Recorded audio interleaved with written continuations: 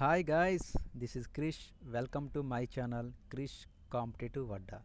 So ఈరోజు మన topic వచ్చి కానిస్టేబుల్ తదుపరి కార్యాచరణ ఏమిటి అండ్ సిమిలర్గా ఏఎల్పి పోస్టులు అనేవి ఇంక్రీజ్ చేస్తారా లేదా అనే రెండు టాపిక్ల మీద నేను ఈరోజు వీడియో చేస్తున్నాను. సో ఎవరైతే కానిస్టేబుల్ కోసం చూస్తున్నారో వాళ్ళు ఈ వీడియోని కంటిన్యూ చేసేయండి. సో ఎవరైతే ఏఎల్పి న్యూస్ కోసం వెయిట్ చేస్తున్నారో వాళ్ళు కింద కామెంట్ సెక్షన్లో ఒక టైం పెట్టాను, అక్కడ నుంచి మీరు డైరెక్ట్గా చూడండి వీడియోని. సో ఇంక లేట్ చేయకుండా టాపిక్లోకి వెళ్ళిపోదాం. సో మనకు తెలిసిన విధంగానే జనవరి 23న సుప్రీంకోర్టు అనేది హీరింగ్ జరిగింది. సో అదేం చేసిందంటే 3 వీక్స్ అనేది ఎక్స్టెండ్ చేసింది. సో మనకు ఇప్పుడు 3 వీక్స్ అంటే ఫిబ్రవరి 15th ఆ రేంజ్కి వెళ్ళింది. సో ఫిబ్రవరి 15th మళ్ళీ హీరింగ్ జరిగి ఖచ్చితంగా మనకు ఆ రోజు రిజల్ట్ కానీ వస్తే సో మనకి ఇక్కడ గుర్తుపెట్టుకోవాల్సిన చిన్నది ఒకటి ఉంది. సో అది ఏంటంటే ఎలక్షన్. సో మనకి ఎలక్షన్స్ అనేవి 2024 ఏప్రిల్లో జరుగుతాయని తెలిసిందే. సో ఎలక్షన్ జరిగే ముందు ఎలక్షన్ కోడ్ అనేది ఆల్మోస్ట్ 30 to 45 days వెనక్కి ఉంటుంది. That means March and April. So మనకి ఫిబ్ 15th నుంచి మార్చ్కి ఓన్లీ 15 days మాత్రమే టైం ఉంది. సో ఈ సమయంలో ఇక్కడ ఏమైనా గవర్నమెంట్ ఎగ్జామ్స్ జరుగుతాయా అనేది అందరికీ డౌటు. ఎస్, ఖచ్చితంగా గవర్నమెంట్ ఎగ్జామ్స్ జరుగుతాయి. సో రీసెంట్గా గ్రూప్ 2 నోటిఫికేషన్ అనేది ఎక్స్టెండ్ చేసినప్పుడు కింద మనకు నోటు కూడా ఇచ్చాడు. ఎగ్జామ్స్ డేట్లో ఎటువంటి మార్పు ఉండదు. అంటే ఎగ్జామ్ అనేది గ్రూప్ 2 అనేది ఫెబ్ 25న ఖచ్చితంగా జరుగుతుంది. కానీ పోలీస్ జాబ్స్కి మాత్రం ఇది ఖచ్చితంగా అసంభవం అని చెప్పాలి. సో ఎందుకంటే 2 రీజన్స్ చెప్తాను. సో ఒకటి, ఇది మెయిన్స్ ఎగ్జామ్ కాదు, రిటన్ ఎగ్జామ్ కాదు. సెకండ్ వచ్చి ఇది ఈవెంట్స్. సో ఈవెంట్స్ అనేది ఖచ్చితంగా మనకి 30 నుంచి 40 రోజులు టైం తీసుకుంటుంది. సో 30 నుంచి 40 రోజులు టైం తీసుకుంటే మనకి ఇక్కడ ఎలక్షన్ కోడ్ ఉంటుంది, అదొక రీజన్. నెక్స్ట్ సెకండ్ది వచ్చేప్పటికి ఇక్కడ చేయాల్సిన ఈవెంట్స్కి కావాల్సింది పోలీస్ బలగాలే. నెక్స్ట్ ఎలక్షన్ కోడ్లో ప్రచారానికి బందోబస్తుకి వెళ్ళాల్సింది కూడా పోలీస్ బలగాలే. సో పోలీసులు అనేవారు 2 చోట్ల పనిచేయడం అనేది ఆల్మోస్ట్ ఇంపాసిబుల్. సో ఇక్కడ ఈవెంట్స్ అనేది ఖచ్చితంగా 99% జరిగే ఛాన్స్ లేదని నా ఒపీనియన్. ఒకవేళ సుప్రీంకోర్టు నెక్స్ట్ హీరింగ్లో కూడా మనకు రిజల్ట్ లేకపోతే సో ఖచ్చితంగా ఈవెంట్స్ అండ్ మెయిన్స్ అన్నీ కూడా ఆఫ్టర్ ఎలక్షన్ జరిగే ఛాన్స్ ఉంటుంది. సో ఇక్కడ మీరు గుర్తుపెట్టుకోవాల్సింది ఏంటంటే ఈ నోటిఫికేషన్ కంప్లీట్ అవ్వడానికి మనకు ఖచ్చితంగా నెక్స్ట్ 4 to 6 months అనేది ఖచ్చితంగా టైం తీసుకుంటుంది ఎలక్షన్ తర్వాత. సో దీనిని మనం ఎప్పుడు కూడా నెగిటివ్గా చూడకూడదు. సో ఎప్పుడు కూడా పాజిటివ్గానే చూడాలి. సో నేను డైరెక్ట్గా ఒకే ఒక క్వశ్చన్ అడుగుతున్నాను మిమ్మల్ని. సో మీరు ఫస్ట్ సిలబస్ కంప్లీట్ చేశారా? సెకండ్, మాక్ టెస్ట్ రాస్తుంటే ఒక స్టాండర్డ్ మాక్ టెస్ట్ రాస్తుంటే మీకు 120 to 130 మార్క్స్ వస్తున్నాయా? నెక్స్ట్, గ్రౌండ్లో 3 క్వాలిఫై అవుతున్నారా? సో ఈ 3 ఒకసారి చెక్ చేసుకోండి. సో ఈ మూడింట్లో మీరు ఖచ్చితంగా దాంట్లో ఖచ్చితంగా వెనకబడి ఉంటారు.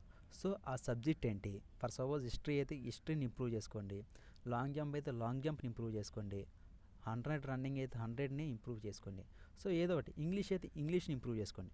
సో ఇది మనకు ఖచ్చితంగా ఇంప్రూవ్ చేసుకోవడానికి వచ్చిన టైం కిందని భావించండి. సో నెగిటివ్ థాట్స్కి అసలే వెళ్ళొద్దు.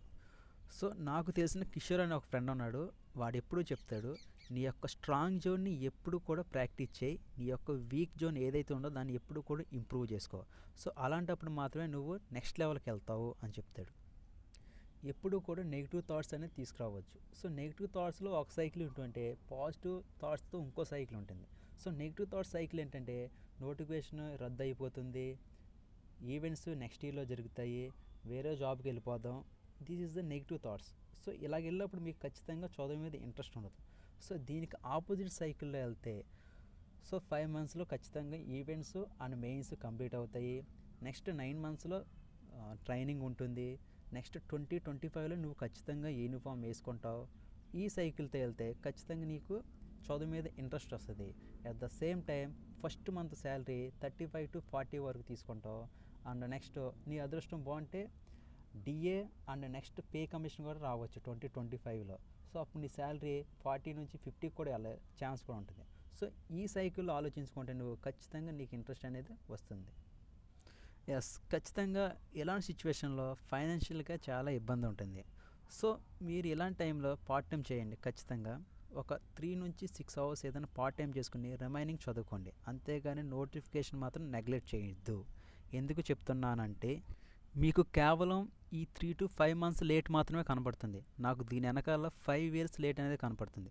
ఫర్ సపోజ్ మీరు ఈ నోటిఫికేషన్లో కానీ క్రాక్ చేయకపోతే next constable R SI notification ఎప్పుడు వస్తుందో తెలుసా? రావచ్చు, రాకపోవచ్చు, 5 years పట్టచ్చు, మేబీ చెప్పలేం. అండ్ సెకండ్ పాయింట్ నేను మాట్లాడేది దీని యొక్క రేషియో అనేది 1:15. ఒక జాబ్కి 15 మంది పోటీ పడుతున్నారు. So this is one the golden chance, golden opportunity కింద నేను చెప్తాను. సో దీన్ని అయితే ఎట్టి పరిస్థితులు వదులుకోవద్దు. అండ్ బాయ్స్కి ఏపీఎస్పి 2500+ అనేది జాబ్స్ ఉన్నాయి. సో ఇలాంటి అవకాశం మళ్ళీ మళ్ళీ రాదు. మీరు గ్రౌండ్లో కొంచెం కష్టపడి మంచి మార్క్స్ తెచ్చుకొని 3 ఈవెంట్స్ క్వాలిఫై అయ్యి అట్ ద సేమ్ టైం మెయిన్స్లో కూడా మంచి మార్క్స్ పెడితే ఖచ్చితంగా సివిల్ ఆర్ ఏపీఎస్పి వస్తుంది. ఖచ్చితంగా ఈ నోటిఫికేషన్ నుంచి ఖచ్చితంగా ఒక జాబ్ తీసుకుని మీరు వెళ్తారు. సో మన కానిస్టేబుల్ నోటిఫికేషన్ లేట్ అవ్వడం వల్లనే ఏమో రైల్వే నుంచి మనకి మంచి అవకాశం వచ్చింది. ఒకటి ఆర్పిఎఫ్, సెకండ్ వన్ వచ్చి ఏఎల్పి టెక్నీషియన్. సో ఎవరైతే కానిస్టేబుల్కి ప్రిపేర్ అవుతూ టెక్నికల్ నాలెడ్జ్ ఉందో వాళ్ళు ఖచ్చితంగా ఏఎల్పికి వెళ్ళండి. ఎవరైతే కానిస్టేబుల్కి ప్రిపేర్ అవుతూ ఇంటర్మీడియట్ బేస్ ఉండి నాన్ టెక్నికల్గా ఉన్నారో వారు ఆర్పిఎఫ్కి ప్రిపేర్ అవ్వండి. సో ఆర్పిఎఫ్ కూడా నెక్స్ట్ 1 or 2 monthsలో నోటిఫికేషన్ వస్తుంది. అవి 2000 నుంచి 2500 వరకు ఉన్నట్టున్నాయి జాబ్స్. సో అలా ప్రిపేర్ అవ్వండి. ఒక పూట మన కానిస్టేబుల్కి ప్రిపేర్ అవుతూ ఒక పూట ఆర్పిఎఫ్కి కానీ ఏఎల్పికి కానీ ప్రిపేర్ అవ్వండి. అప్పుడు మీరు ఖచ్చితంగా రెండింటి మీద గ్రిప్ ఉంటుంది మీకు. సో అప్పుడు ఏ ఎగ్జామ్ ముందు వస్తే ఆ ఎగ్జామ్కి మనం రాసుకొని వేరే ఎగ్జామ్కి సీరియస్గా ప్రిపేర్ అవ్వడానికి ఛాన్స్ ఉంటుంది. అట్ ద సేమ్ టైం ఈ డిలే ఏదైతే preparation inconsistency, delay and laziness ఇవన్నీ ఉన్నాయి కదా, ఇవన్నీ కూడా ఖచ్చితంగా దానివల్ల తగ్గుతాయి. సో ఇక్కడితో కానిస్టేబుల్ ఇన్ఫర్మేషన్ అనేది కంప్లీట్ అయ్యింది. సో ఇప్పుడు ఏఎల్పి గురించి మాట్లాడుకుంటే సో ఏఎల్పి వేకెన్సీ అనేది పెరుగుతాయా లేదా అని చాలా డౌట్ ఉంది. సో ఖచ్చితంగా ఇక్కడ చూసుకుంటే సినారియో చూసుకుంటే 95% ఖచ్చితంగా ఇంక్రీజ్ అయ్యే ఛాన్స్ ఉంది. సో దీనికి నేను 4 కారణాలు చెప్తాను. సో వేకెన్సీ పెంచమని ఆల్రెడీ ట్విట్టర్లో ట్రెండ్ చేశారు. ఆల్మోస్ట్ 1.9 million ట్వీట్స్ అనేది పడినాయి. సో అదొక కారణం చెప్తాను. సో సెకండ్ రీజన్ వచ్చి all India loco running staff association వారు ఒక లెటర్ అనేది రిప్రజెంట్ చేశారు. సో దాంట్లో సారాంశం ఏమిటంటే 16,000+ జాబ్స్ వేకెన్సీ ఉన్నప్పుడు కేవలం 5,600 మాత్రం రిలీజ్ చేయడం ద్వారా వాళ్ళు అసంతృప్తి అనేది చెందుతున్నారు. సో జాబ్స్ అనేది ఇంక్రీజ్ చేయమని ఒక లెటర్ రూపంలో సో అక్కడ సబ్మిట్ చేశారు. సో థర్డ్ రీజన్ వచ్చి రాహుల్ గాంధీ గారు కూడా దీని మీద ఒక ట్వీట్ అనేది చేశారు. So injustice to unemployment in India అని. సో మీరు స్క్రీన్ మీద చూడవచ్చు. సో ఇది కూడా one of the reason.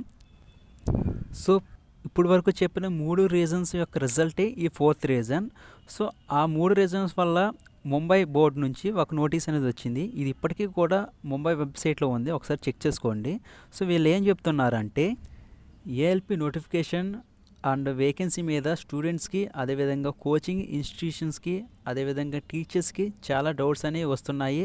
So దీని మీద ఆన్లైన్ మీటింగ్ అనేది ఒకసారి చేస్తాం అని చెప్పి డేట్ ఇచ్చారు. సో January 29 అంటే రేపు.